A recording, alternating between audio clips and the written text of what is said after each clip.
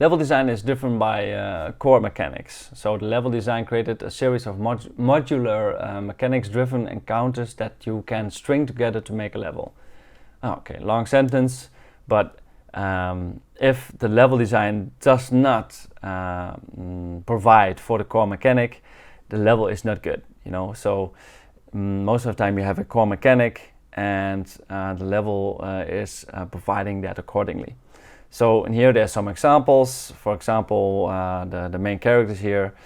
Let's look at Mario. So he has a medium acceleration, steerable within a jump, and the weapons are a jump and a fireball.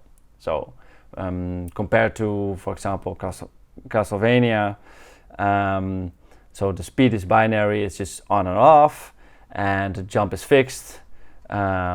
It's very boring, this jump with this guy, and the weapon is whip and a sub weapon.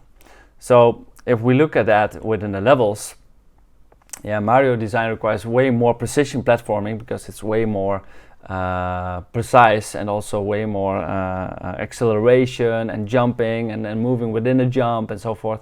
In Castlevania you don't need that.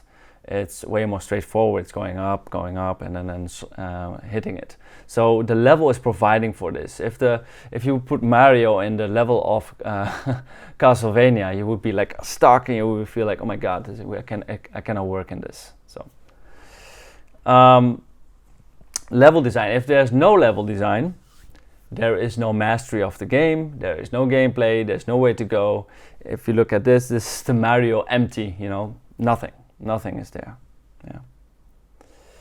So level design also influences the player's decision making.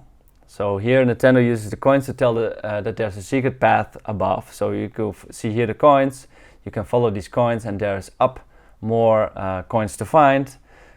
This is a way of point. It's like almost a pointer. You could make an arrow here, like going there.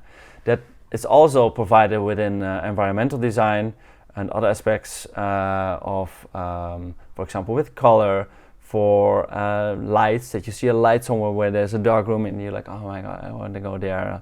Or there is some water and you're like interested in this. There's a complex model, and there's all kinds of aspects you can drive the player's attention or influence the player's decision making. It provides useful mastery. So if you enter a dungeon, you get a weapon, you test the weapon. So for example, you walk around. This is, for example, in Zelda.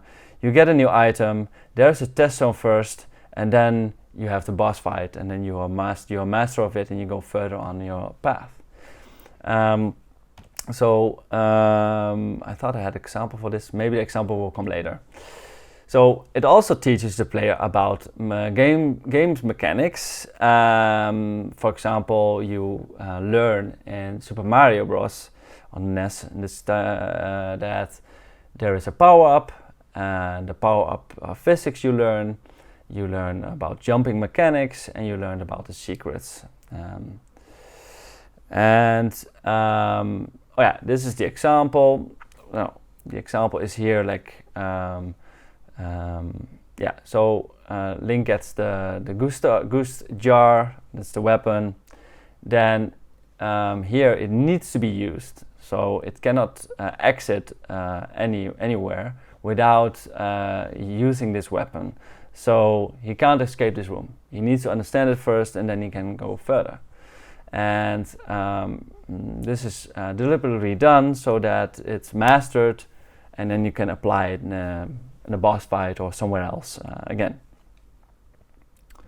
All right. Let's continue to the next aspects of level design.